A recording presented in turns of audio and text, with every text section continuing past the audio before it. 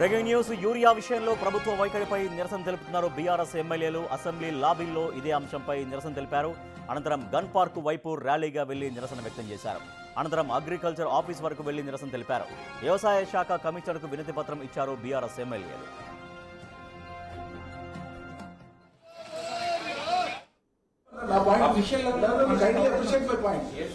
మిమ్మల్ని తప్పడతలేదు. మీ టైర్ నాకు అర్థమవుతుంది. మీ డిస్పోజల్కి వస్తేనే మీరు చేసేది.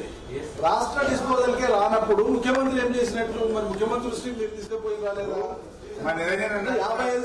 కరోనా వచ్చిందండి. 2 సార్లు కరోనా వస్తే ప్రపంచంలోనే పెద్ద విపత్తు. కరోనాలో కూడా ఎరువులు తెచ్చేసాం మేము. లారీలు బంద్, మొత్తం స్ట్రైక్ అయితే కరోనా సమయంలో కూడా ఎరువులకు ఇబ్బంది రాలేదు రాష్ట్రంలో. ఇప్పుడేం కరోనా లేదు, ఇబ్బంది లేదు. ఇది మీ వైఫల్యం, గవర్నమెంట్ వైఫల్యం. అలా ఏంటంటే రోడ్ల మీద పెట్టిన రైతులందరినీ మొత్తం ఆడవాళ్ళందరూ. ముఖ్యమంత్రి గారు సొంత జిల్లా పాలమూరు జిల్లా స్కూల్ పిల్లలు చాలా అట్రాక్షన్స్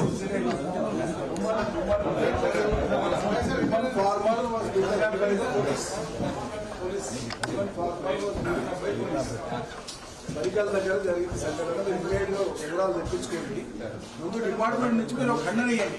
అసలు రైతుల మీద ఇటువంటి ఘటన జరగడం అట్రాసిటీస్ పోలీసుల చేత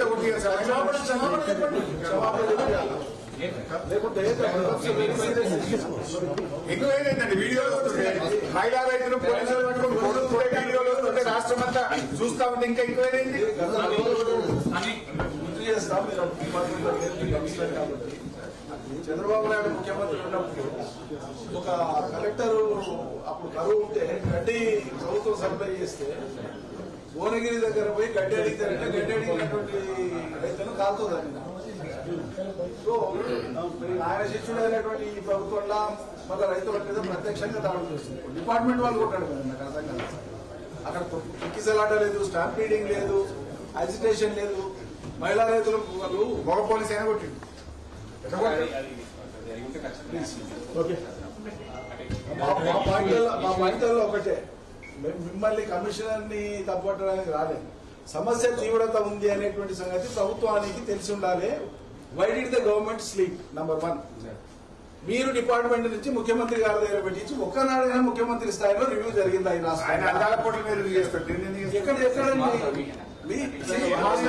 మీరు సెక్రటరీ గారి గురించి ఇది since it the matter at the disposal of government of India.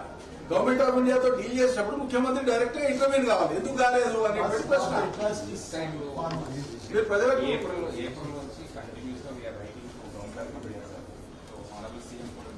Government of India they claim that they have disbursed as per the plan and CM never condemns it.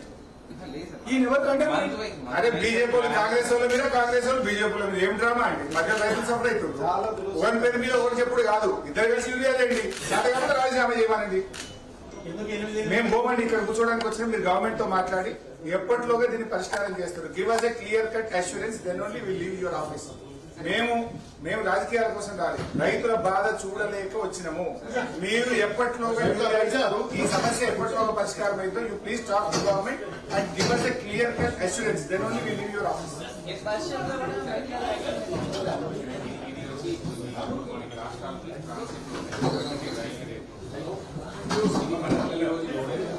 మంత్రి గారు ఇచ్చిన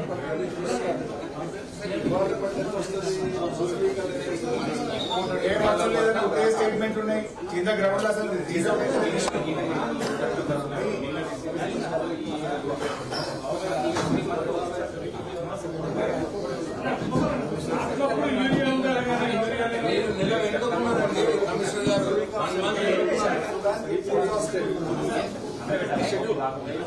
మనోళ్ళు విజిలెంట్ గా లేకుండా జరిగినటువంటి పెద్ద నష్టం, చాలా పెద్ద నష్టం. ఇంకొకటి మీరు అప్రిషియేట్ చేయాల్సింది, మేము పార్టీగా ఎక్కడ కూడా ఆందోళన చేయలేదు.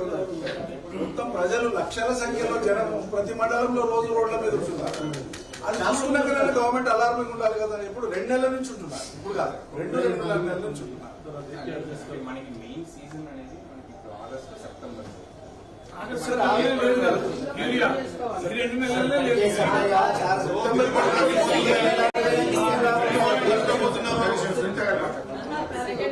ఫస్ట్ టైం వేయాల్సింది టైం దాటిపోయింది. ఇప్పుడు సెకండ్ టైం వేసుకోవాలి. దానికి లేదు, దీనికి లేదు. ఈ రైన్స్ వల్ల కూడా అధిక వర్షాల వల్ల కూడా ఏమైతుందంటే అంతకు ముందు అప్లికేషన్ అంతా కూడా అది డైల్యూట్ అయిపోయింది. So additional application of unit జరగాలి. మనకి ఎక్కువ వర్షాలు పడ్డాయి. ఉత్తర తెలంగాణలో మొత్తం పంట పొలాలన్నీ ఉడికిపోతున్నాయి. మరి దాని మీద క్రాప్ అసెస్మెంట్, డ్యామేజ్ అసెస్మెంట్ కి ఇప్పటికీ గవర్నమెంట్ తరఫున ఏం లేదు. వీరిని ప్రభుత్వానికి మాట్లాడమనండి, మాట్లాడిన This is our representation, all of our members.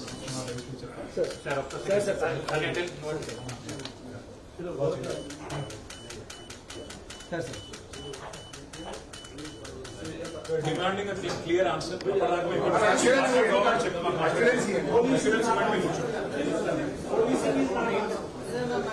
ఒక మండలం గురించి చెప్పలేదు. 1800 మెట్రిక్ టన్స్ అంటే ఓన్లీ 600 సప్లై కాలేదు. మీరు మాట్లాడండి. అగ్రికల్చర్ ఆఫీసర్స్ వచ్చి మమ్మల్ని లేపుతా ఉన్నారు. అగ్రికల్చర్ ఆఫీసర్స్ వచ్చి మమ్మల్ని ధర్నా చేసి లేకుండా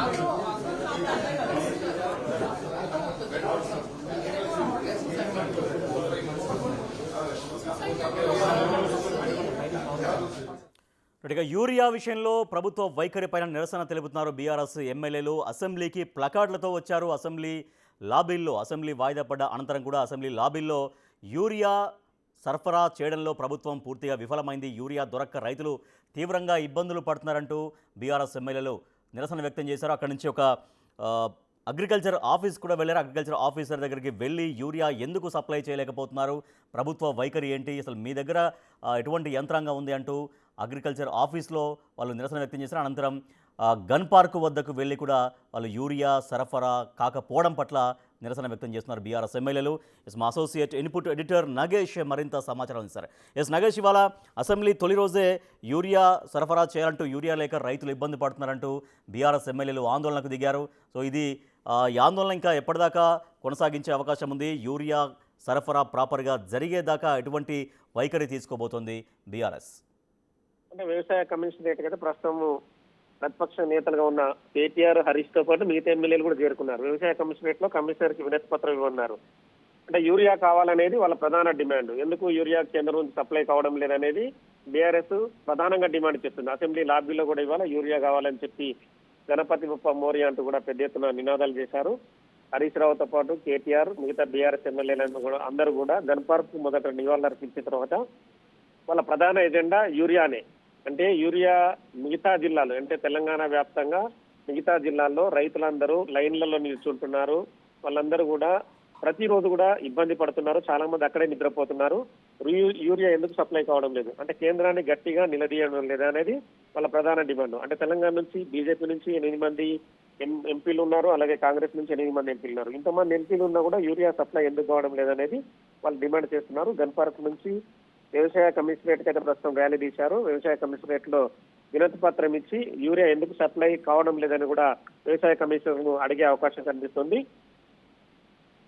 తదుపరి మళ్ళీ అసెంబ్లీకి చేరుకునే అవకాశం ఉంది. కానీ ఇప్పటికైతే అసెంబ్లీ వాయిదా పడింది.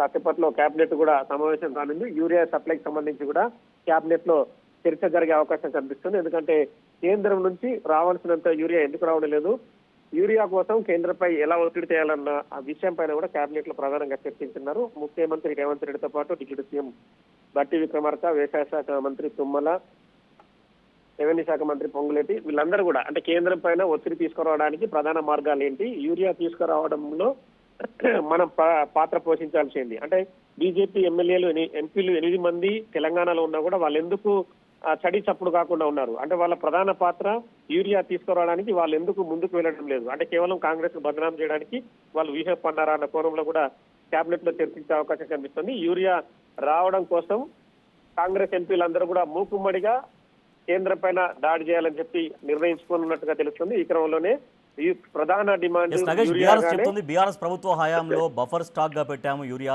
కానీ ఇప్పుడు యూరియా అసలు సరఫరా చేయట్లేదు అనేది. సో ఇప్పుడు యూరియా విషయంలో ప్రభుత్వం చెప్పేటువంటి మాట ఏంటి నాగేష్?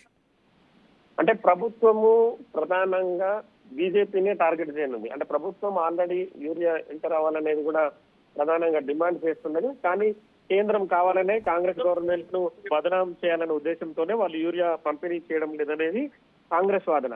కానీ కాంగ్రెస్ అదే టార్గెట్ గా చేస్తూ బీజేపీ పైన ఒత్తిడి తీసుకురాలనే అవకాశం కనిపిస్తుంది.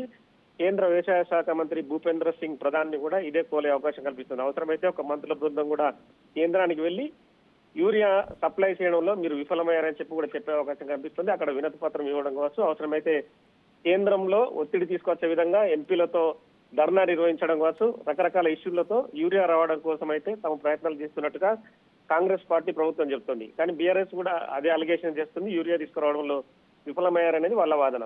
ఈ క్రమంలో మరి యూరియా రావడం కోసం అయితే కేబినెట్ లో చర్చించిన తర్వాత ఆ చర్చ ఆ నిర్ణయం ప్రభుత్వం ప్రజలకు తెలియజేసే అవకాశం కనిపిస్తుంది. ఎంత మేర సప్లై జరిగింది, ఇంకా ఎంత మేర కేంద్రం రాష్ట్రానికి ఇవ్వాల్సిందన్న కోణంలో మాత్రం ప్రజలకైతే వివరించే అవకాశం కనిపిస్తుంది.